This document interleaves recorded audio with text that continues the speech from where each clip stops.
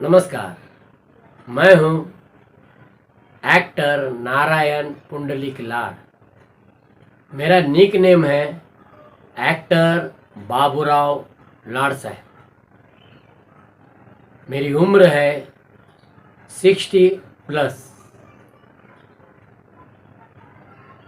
मेरा लोकेशन है, current location है साइन वेस्ट, धारावी, मुंबई। ये रही मेरी प्रोफाइल।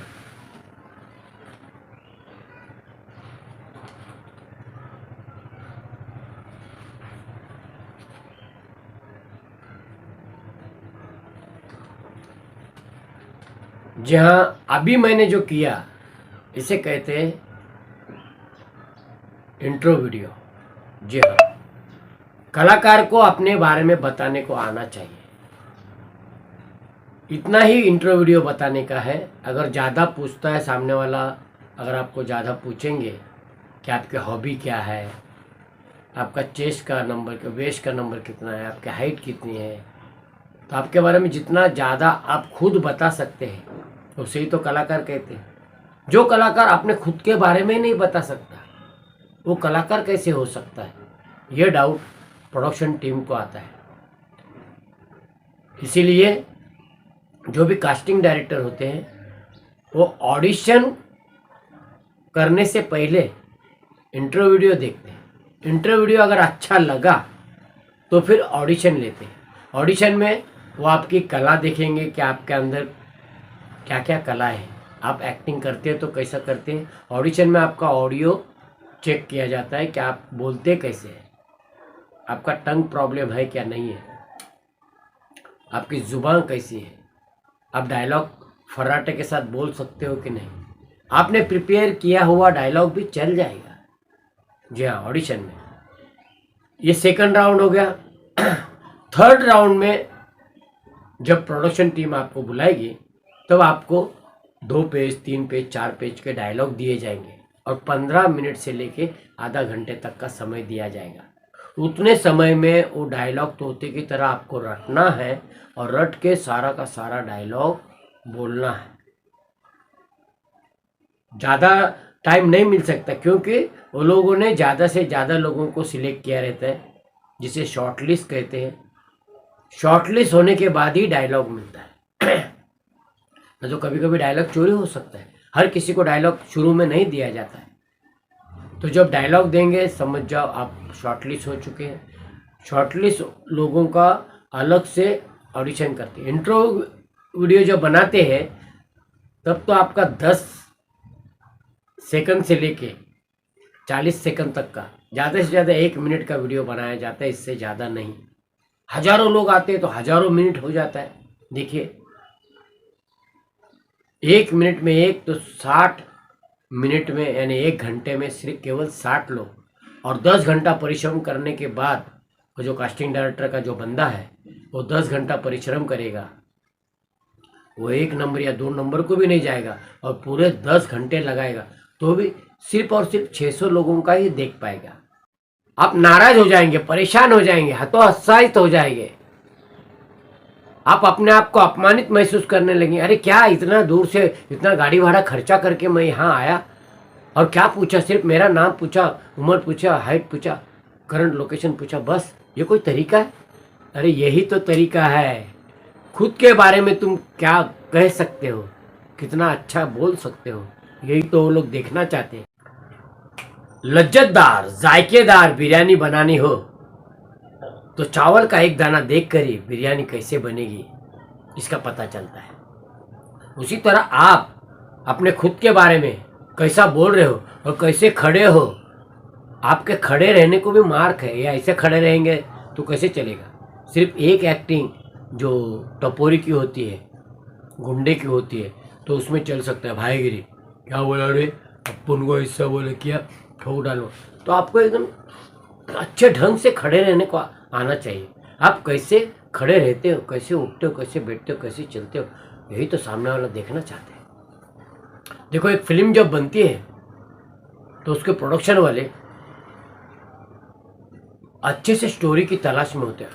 सैकड़ों, कभी कभी तो हजारों स्टोरी तलाश करने के बाद उनको एक स्टोरी अच्छी लगती है, उसके ऊपर पूरी ज़िंदगी के अपने पैसे लगाने को शुरू होता है।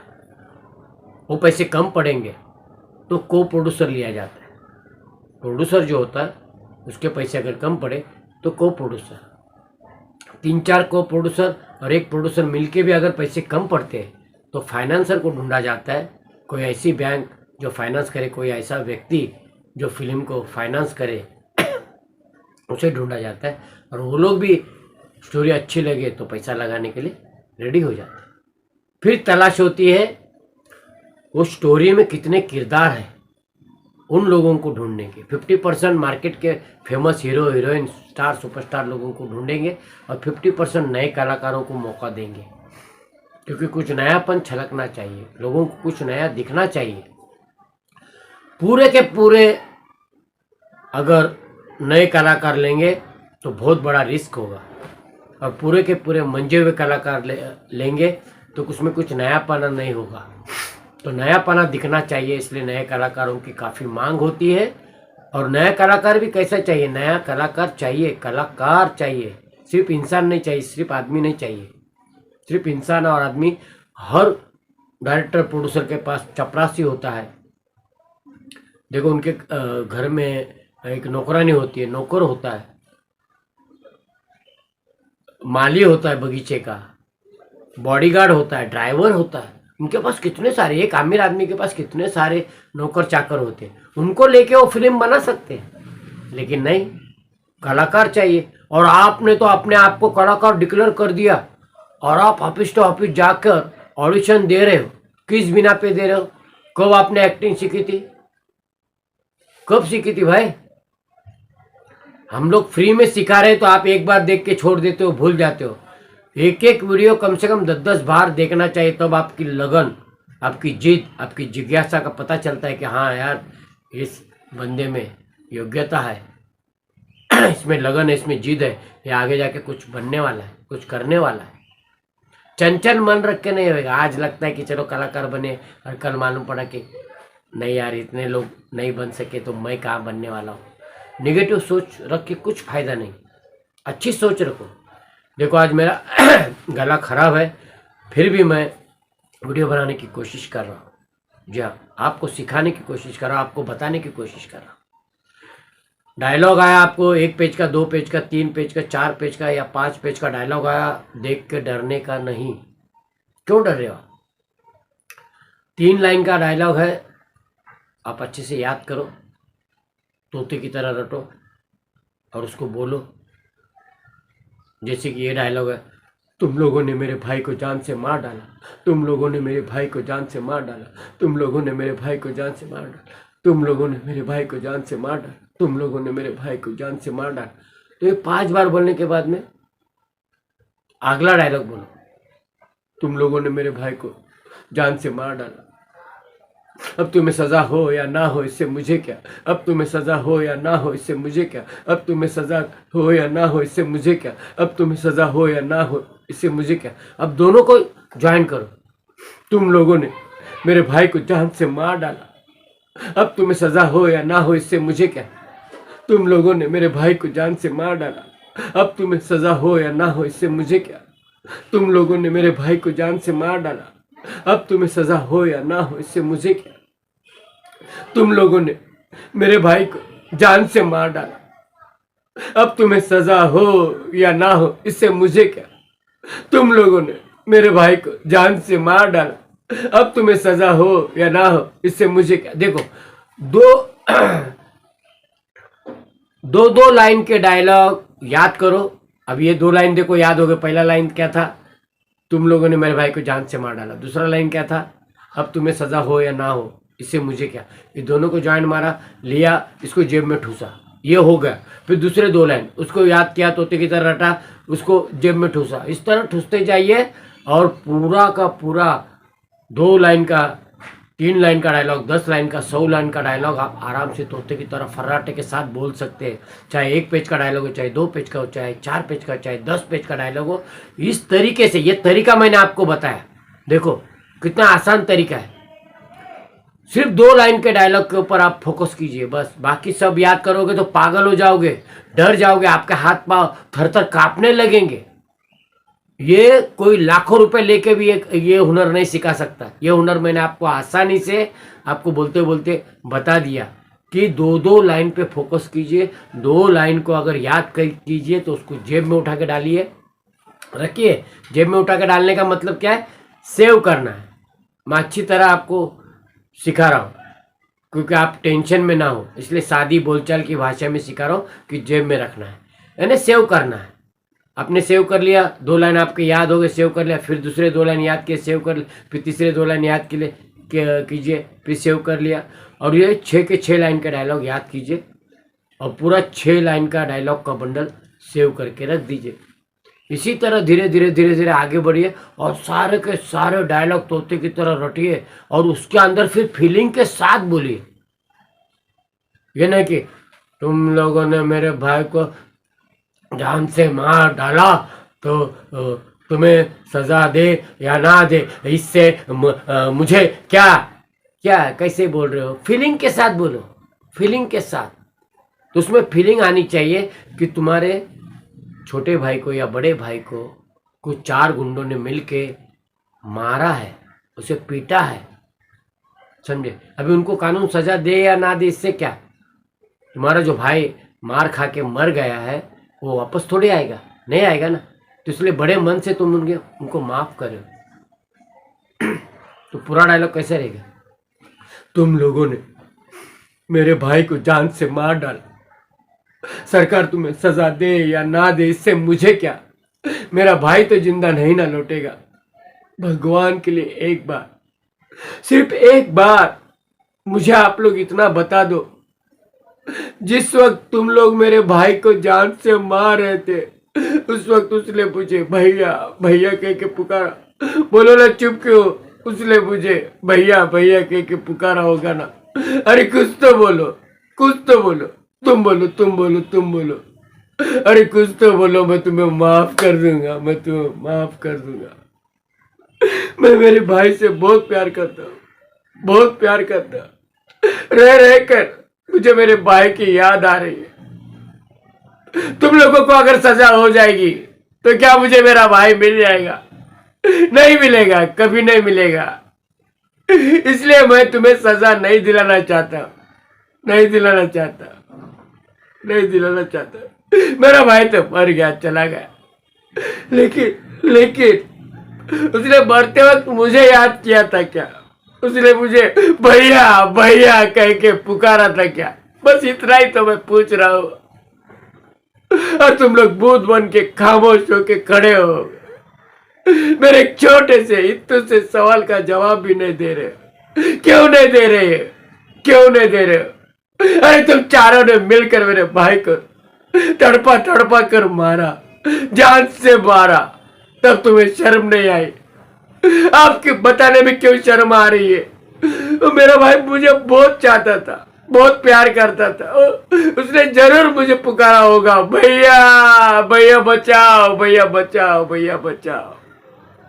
उसकी वो आवाज मेरे कानों तक नहीं पड़ी, नहीं तो मैं बचाने आ जाता। तुम चारों में से सबको जोर से मार डालता। काश काश कि मेरे भाई ने मुझे पुकारा होता। मुझे यकीन है कि उसने जरूर पुकारा होगा, लेकिन उसकी आवाज मेरे कानों तक नहीं पहुंची। उसकी आवाज मेरे कानों तक नहीं पहुंची। इसलिए मेहरबानी करके बताइए, मेरे भाई ने मुझे पुकारा क्या? मुझे पूछा क्या आखिरी बार? भैया भैया भैया कह के पुकारा क्या? अरे बोला ना चुप क्यों? मैं तुम सबको माफ कर दूंगा, माफ कर दूंगा, माफ कर।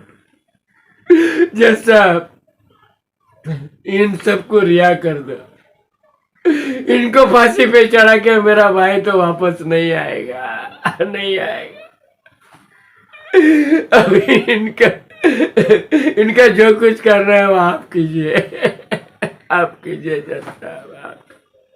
तो देखिए, इतना सारा लंबा वाला डायलॉग याद करके तोते की तरह रट के मैंने आपको बोल के दिखाया। अगर ऐसे बेहतरीन एक्टिंग अगर आप करोगे और आप काम मांगने जाओगे। देखो मुझे तो एक्टिंग मैं काम मांगने जाऊंगा तभी तो मुझे काम मिलेगा, मैं अप्लाई करूंगा तभी तो मुझे काम मिलेगा, मैं इंट्रोडक्शन वीडियो देने जाऊंगा तभी तो मुझे काम मिलेगा।